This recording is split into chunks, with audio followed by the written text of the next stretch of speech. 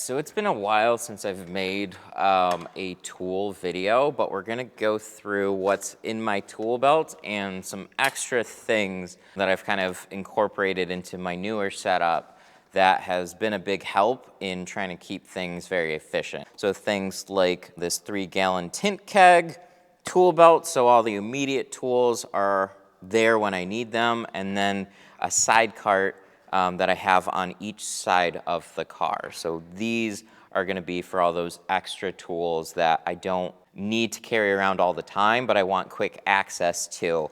And what's nice is I can move this around so it can kind of go with me as I'm tinting the car. So to start out, let's talk about the tool belt itself. This is the Avery Dennison tool belt, 2 pockets here. So one on the front, one right behind it. So big pockets, nice sturdy stitching. In the front too, I don't really need to carry around a lot of tools. I have an easy reach, so that's the silver guy right here. And then right behind it, I have the Detroit Tint Studio Tri-Edge. So these are really handy for side seals and bottom edges and corners, stuff like that. Behind it, I have some of the bulkier things that I don't use quite as much, like a scraper card, the Gator blade, little Fusion turbos. Those are really nice. This is the black version. I have the Detroit Tint Studio squeegee. This has a nice sharp edge for working down into like the seals, and then I also use this touching up back windows. And then my felt card. This is a newer version. This is a nice rounded card, so it fits your hand pretty well. So if you're a fan of the rectangle felt cards, then you'll probably like this one too. Really just personal preference. From there, we have our handled squeegee. So I like this plastic handled squeegee right here. The Fusion handle is also a really premium, awesome squeegee handle. And then we have a Fusion hybrid in here. So this one is seriously the best. It's just a 2-sided squeegee here. They have 2 different durometers on this. So the blue's a little bit harder. The orange is a little bit softer. I can't tell much of a difference. But what I really like about it is the material that it's made out of. It just really glides very nicely. Nice little hook pocket, so you can have 2 squeegees in this tool belt if you like. And then we got these little pockets right here for all the small knick-knack type items. So I've got my red dot stainless steel knife with a stainless steel blade. These are NT red dot blade holders. These are easily going to be the best blade holders. They give you extra clicks. One notable difference is how close this blade holder actually comes to the blade, allowing you to cut at a really, really nice low angle. So I'm just a huge fan of this knife. I've tried a bunch of other ones. This one is going to be the best. Then we have our tucking tool. This is an all-time favorite now. This is a shank in bright green, so this helps allow me to tuck the window film along the bottom edge. And then I have a secondary knife here. This year we found out that a plastic blade holder is actually really nice for the top edge of the window, because as it's plastic, you can press it up along the window tint as you're cutting it, and it's not going to leave any type of score. And then also we have these really high quality NT carbon steel blades. These are thin though. That's kind of the difference here. So with the stainless steel, they're a little thicker, they're a little more rigid.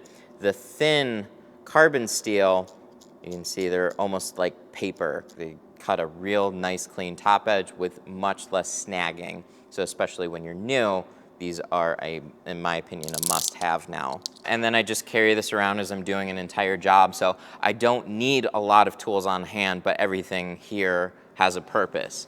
And then moving over to my main sprayer, this is a 3-gallon tint keg. This is honestly my ideal size for a sprayer like this because it's easy enough to carry around. It holds a significant amount of water where you're gonna get through most of a day, if not all the day, depending on how much water you're spraying. And it's portable enough to throw in the back of a truck and easy to clean out. So it's got 2 sprayer hookups with hoses that run along each side of the car. So I always have them pretty close on hand. They have these really nifty quick disconnects. So this is currently pressurized right now. So you pick up on these. We got a stainless steel on one side. And just to show an example, we have a plastic one on the other. Both of them very high quality. Both of them I've never had fail. Just if you like the stainless steel, it looks better. Comes at a little bit of a premium though. So what's nice is literally you can leave it pressurized, pop these back on, and then you're good to go. So leaving the hoses where they need to be, taking the keg over, cleaning it out, filling it back up, bringing it back. They use a really nice brass air inlet here, valve stem. So nothing that can corrode or rust over time. You have your pressure release here, so this is full of pressure, so if I pick up on this, it'll let all that air out, and then I can go fill up my tank. As far as the hose is kind of an interesting mention. This has a lot of pressure in it. This has 90 PSI in it right now, but the hose is still very, very relaxed. So you don't want to create any type of a tripping hazard. You want these hoses to kind of lay flat and out of your way on the ground. So in a plastic hose, it might be okay until you put 90 PSI behind it, and then the thing curls up and somebody in your shop falls over it. And then we have the brass sprayers. As soon as I got the brass ones, I've never gone back to the plastic ones. These are just really, really nice. This has the adjustable cone tip on it. So if I want to shoot a little laser beam here, I can do that. I can do a mist, but I do have the fan tip on the other side here. So that just gives a nice blanket of water. Personal preference between the two sprayers right here. I generally will go back to the cone tip, but I don't have a problem tinting a car with either one of them. So really solid spray tank and setup. And then moving over to the cart, there's a few little things that I've added to this, but this is a US General cart from Harbor Freight. It's like 140 bucks. So the build quality is honestly hard to beat for the price. It's really, really solid. It's got 4 caster wheels, which was really important. So if I needed to just pull it closer to me or push it farther out of my way, especially a floor like this slides along it really nice. It's got 1 drawer that I put all the back window tools. We'll go over that in a minute, but I've added some little hooks on the side here. So these are like heavy magnetic hooks.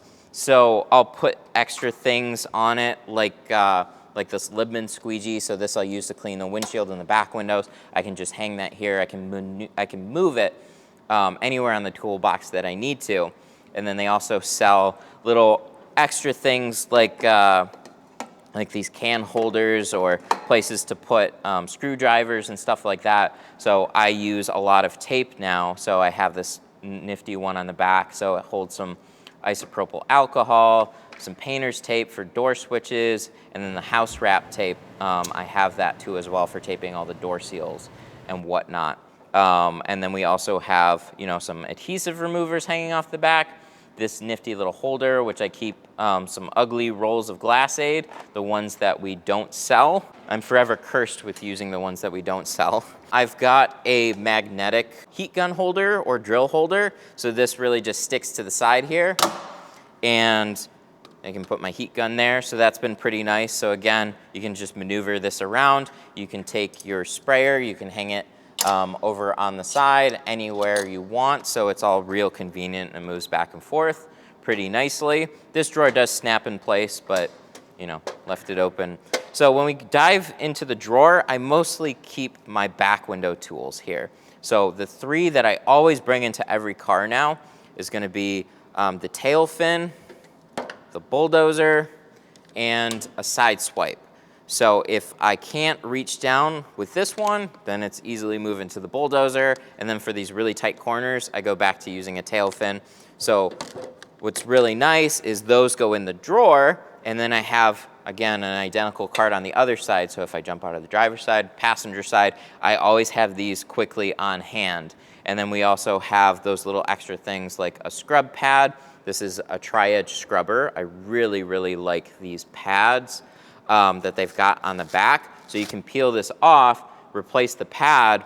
It might not seem like a very necessary tool, but it allows you to put a lot more even pressure when you're scrubbing, and then especially when you're trying to reach into the corners and stuff like that. That's where these edges come in handy. I'm a big fan of these paddles. We also have the scrubber. This one has been through a lot. You can just see how worn out this one is, but it's still working really nice. So what's nice about this is it's got a Velcro pad, so you can throw any scrub pads on it. So the ones that I have the most of are the tri-edge scrub pads, and then I'll throw that on the end so if I need to remove some glue down farther on a back window. So I'll take, real quick, ATR adhesive remover, awesome adhesive remover, scrub paddle, spray that down, give it a good scrub. Those go back in the tool cart.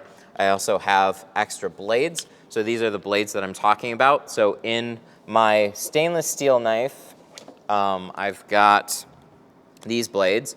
These are the NT Cutter stainless steel blades, 60 degrees, super sharp, probably the sharpest blades I've ever found. And then we have these carbon steel blades. So these are the thin ones that I was talking about that I use specifically for the plastic knife. Some honorable mentions, I have a push stick. This helps me tuck in like a soak shield rope, which I have sitting over on the side here. So when I want to protect like a windshield or something like that, I'll take this, tuck it in the front area of the dashboard, use this push stick to kind of push that in. And same thing for the towel. I use one of these, so I keep these on both sides. I also, of course, have my Glassade clay bars.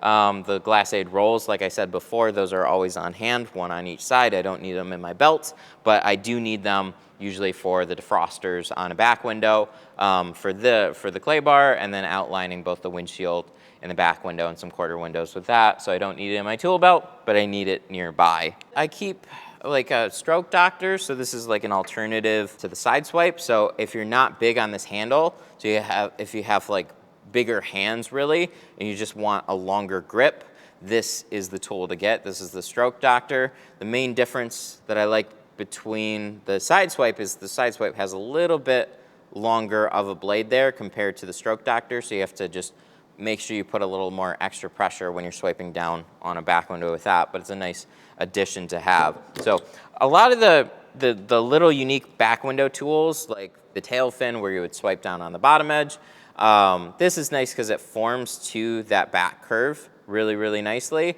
but you're not going to use this in every situation. So for the majority of it, I'll only need like a side swipe or a bulldozer, but I definitely have those extra tools in case that I need them. And yeah, some 1-inch razor blades, dryer sheets, we have that. And also forgot about these baskets at the bottom. So it has this really nice open area, and I found these baskets. So clean rags, dirty rags, real easy to keep that organized because I tend to just kind of throw everything everywhere. This helps keep that organized, and then I know I can pick up this basket, I can wash that, and I'm all good to go. So that is kind of an update on all the tools and what's in my belt, what I use. If you have any questions and want to know specifically where you can find anything else, let me know in the comments below. And yeah, I'll see you in the next one.